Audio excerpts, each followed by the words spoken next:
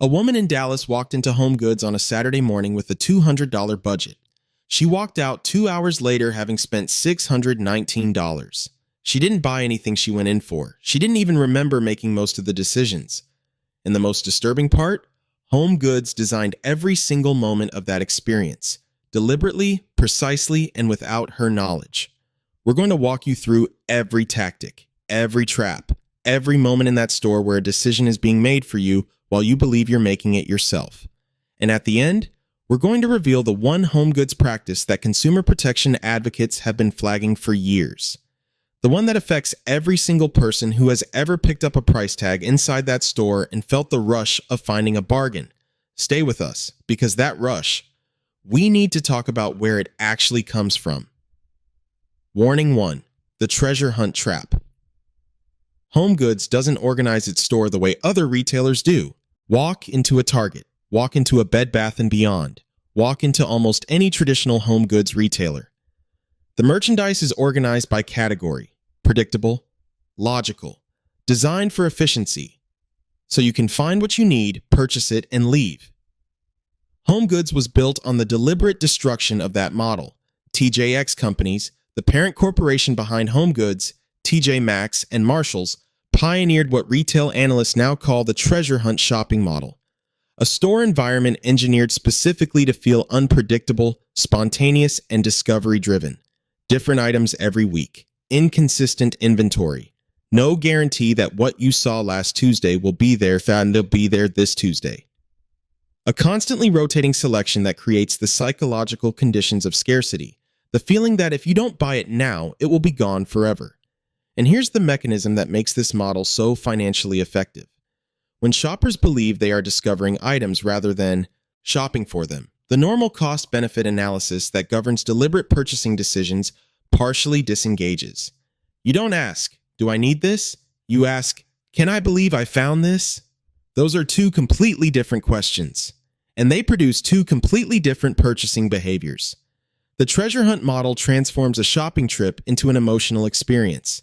And emotional experiences retail psychologists have documented extensively, produce spending decisions that logic-driven shopping environments simply cannot replicate. HomeGoods didn't stumble into this model. They engineered it, refined it across decades, and built one of the most profitable retail operations in America on the gap between what shoppers plan to spend and what the treasure hunt experience convinced them to spend instead. Warning 2. The fake compare at price. This is the one that consumer advocates have been raising for years. Every HomeGoods price tag carries two numbers. The price HomeGoods is charging, and the compare at price, a higher number presented as the retail value the item would command elsewhere. The gap between those two numbers is the entire emotional engine of the HomeGoods value proposition. It's what produces the rush, the feeling of finding something worth $89 for $34, the sensation of beating the system, of being smarter than the shopper who paid full price somewhere else. Here is what HomeGoods does not explain on that price tag. The compare at price is not a verified retail price from an identifiable competitor. It is not the price the item sold for at another store last week. It is not an independently audited market value. It is a number that HomeGoods, and by extension, TJX Companies, generates internally using methods the company does not make fully transparent to consumers. Class action litigation has been filed against TJX Companies across multiple jurisdictions, specifically challenging the accuracy and methodology of comparative pricing claims. Legal complaints have alleged that compare at prices were set artificially high, not to reflect genuine market value, but to create the perception of savings that drives the treasure hunt emotional experience. TJX has settled portions of this litigation without admitting wrongdoing, the legal equivalent of paying to make the conversation stop without confirming what the conversation was about. Here's what that means for every person who has ever felt the rush of a HomeGoods bargain. The rush is real. The emotion is real. The number that created it may not be. Before that compare at price influences a single purchasing decision, it deserves a verification step. A 30-second search for the item or a comparable item at retailers who publish transparent, market-based pricing. Sometimes the HomeGoods price genuinely is exceptional. Sometimes the compare at price reflects genuine market value and the discount is real. And sometimes the bargain exists primarily on the price tag. Warning 3. The sensory manipulation environment. Walk into a home goods store and pay attention, genuinely deliberate attention, to what is happening to your senses in the first 60 seconds. The lighting, warm, slightly dim in certain sections, creating an ambient quality that retail designers specifically associate with relaxed, unhurried decision-making. The psychological state most conducive to unplanned purchasing. The scent, candles, diffusers, and seasonal fragrance products are not placed at the front of the store by accident. Ambient scent, specifically warm home-associated fragrances, has been documented in retail psychology research to increase time spent in store and increase average transaction value. HomeGoods sells the products that create the scent environment and deploys that scent environment to sell more products. The music. Tempo calibrated to a pace slightly slower than most shoppers' natural walking. A retail design technique that reduces movement velocity through the store and increases time spent in front of merchandise. Slower movement means more exposure. More exposure means more opportunities for unplanned items to enter the cart. The cart itself. HomeGoods shopping carts are large, deliberately, specifically large. Research on cart size and purchasing behavior, published in peer-reviewed retail psychology journals, demonstrates that larger carts produce larger purchases. A half-full large cart feels empty. An empty cart feels like an incomplete shopping experience. The cart size creates a visual cue that continuously suggests the shopping trip is unfinished. Here's what makes this specific combination of environmental factors so effective. No single element is overwhelming. No single element feels manipulative. Each one feels ambient, natural, even pleasant. Together, they construct a psychological environment specifically engineered to lower purchasing resistance, extend time in store, and convert browsers into buyers on items that deliberate, focused shopping outside that environment would never have produced. You are not shopping inside a store. You are shopping inside a carefully constructed decision-making environment, and every element of that environment is working toward the same outcome. Warning 4. The seasonal urgency machine. HomeGoods operates on a seasonal calendar that creates artificial urgency with a precision that the broader retail industry studies and attempts to replicate. Christmas merchandise appears in September. Halloween decorations arrive in July. Spring garden collections launch in January. While most of the country is still buried in winter weather that makes garden planning feel abstractly premature. This is not poor inventory planning. This is deliberate scarcity engineering. By presenting seasonal merchandise months before the season and removing it weeks before the season ends, HomeGoods creates a purchasing window that feels urgent regardless of how far away the actual event is. The customer who sees Christmas ornaments in September faces a specific psychological message. Buy now, because the selection this good won't exist in November. Buy now, because other treasure hunters are discovering what you're discovering and the good pieces disappear first. Buy now, because waiting is a risk in an environment where inventory never restocks the same way twice. That urgency is manufactured. The season is months away. The financial pressure to purchase now is entirely constructed by the inventory timing strategy rather than any genuine scarcity in the broader market. But here's what makes seasonal urgency particularly effective in the home goods environment specifically. Seasonal purchases are emotion-driven by nature. Holiday decorating, seasonal home updates, and occasion-specific purchases are already emotionally charged, connected to family traditions, aesthetic aspirations, and the specific satisfaction of a home that reflects the current moment in the calendar. HomeGoods takes that existing emotional charge and layers artificial urgency on top of it. The result is purchasing decisions made months early, at emotional peak, with the full weight of the treasure hunt environment amplifying every impulse. Items that would have been evaluated calmly in November get purchased impulsively in September, because September in a home goods store feels like the last chance to get it right. Warning 5. The quality inconsistency problem.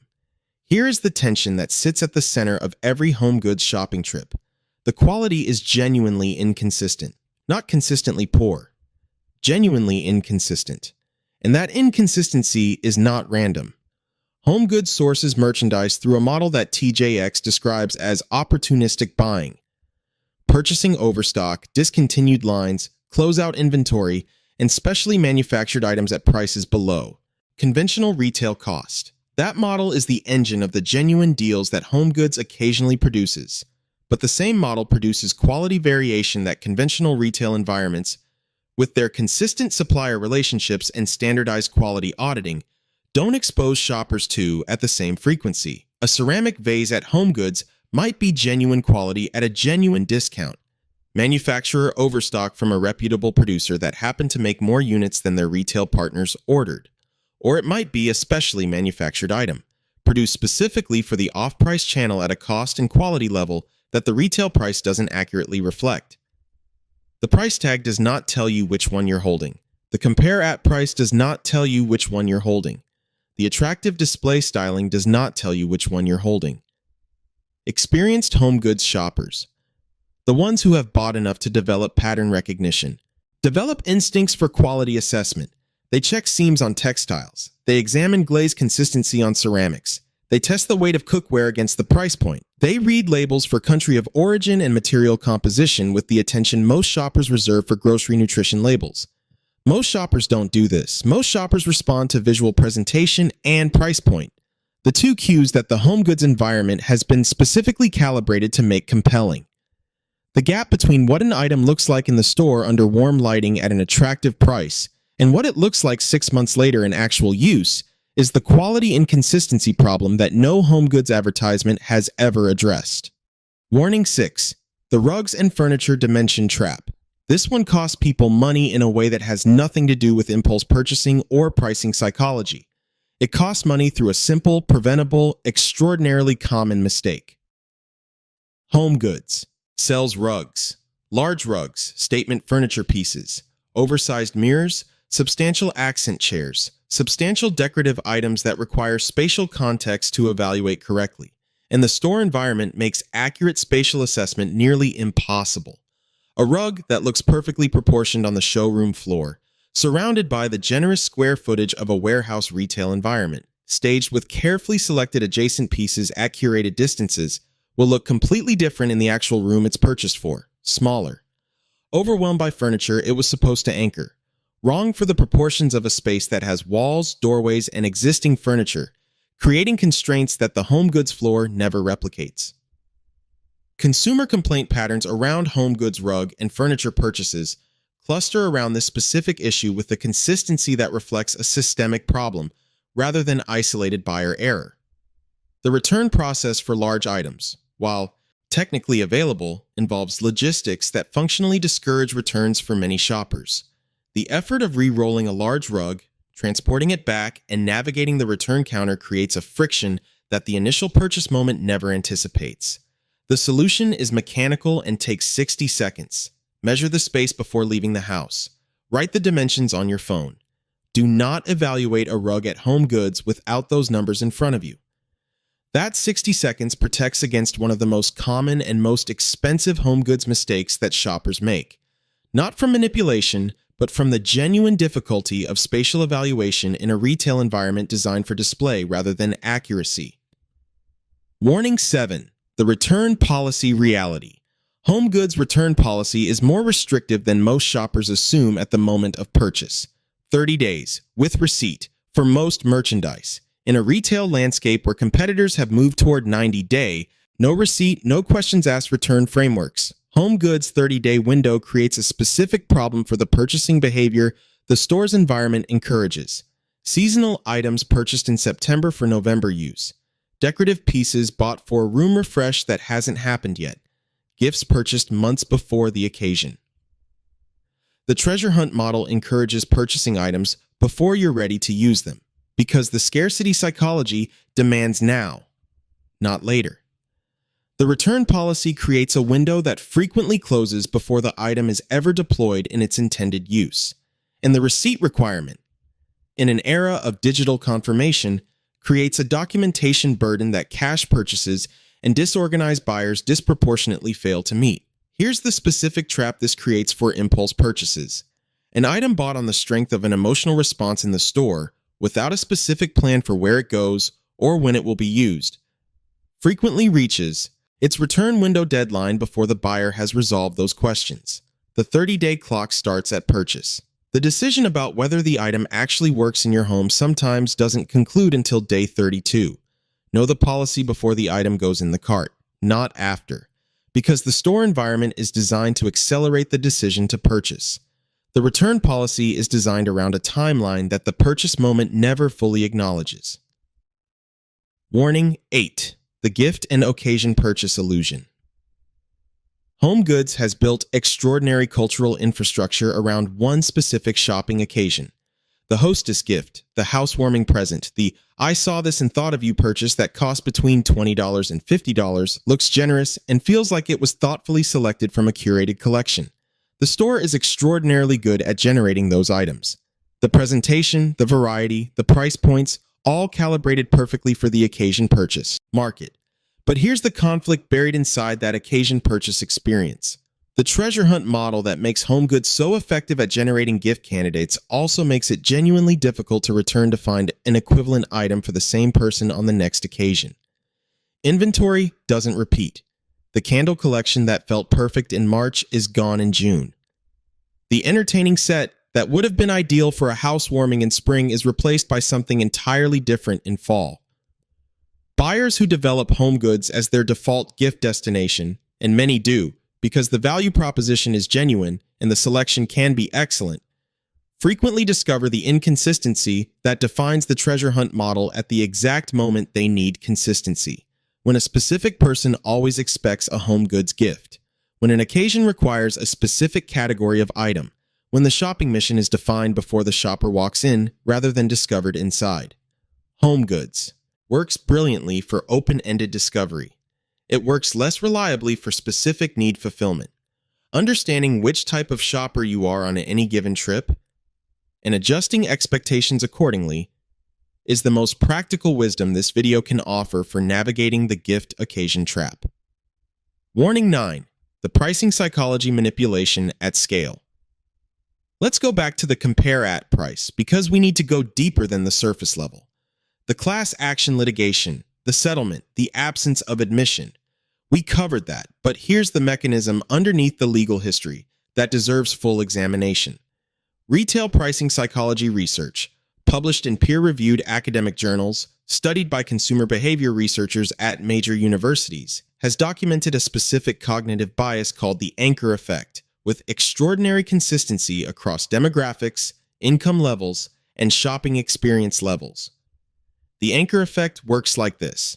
When a buyer sees two numbers, a higher reference price and a lower current price, the higher number becomes a cognitive anchor. It sets the brain's reference point for what the item is worth.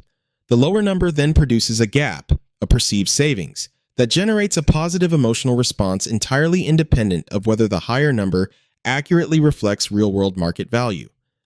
The rush of the HomeGoods bargain is not a response to genuine savings.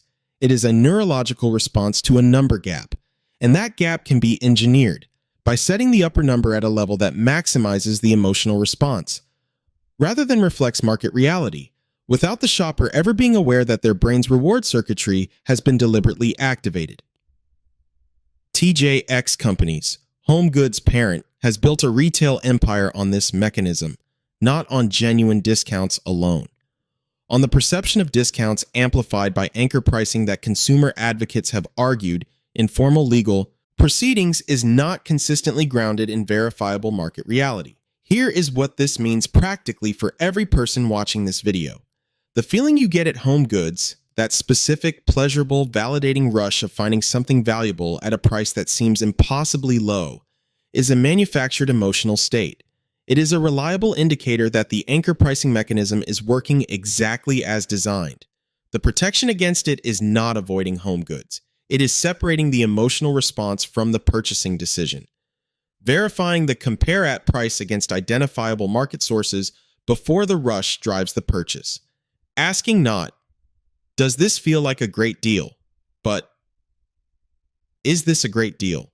Those are two different questions, and in a HomeGoods store, they frequently have two different answers.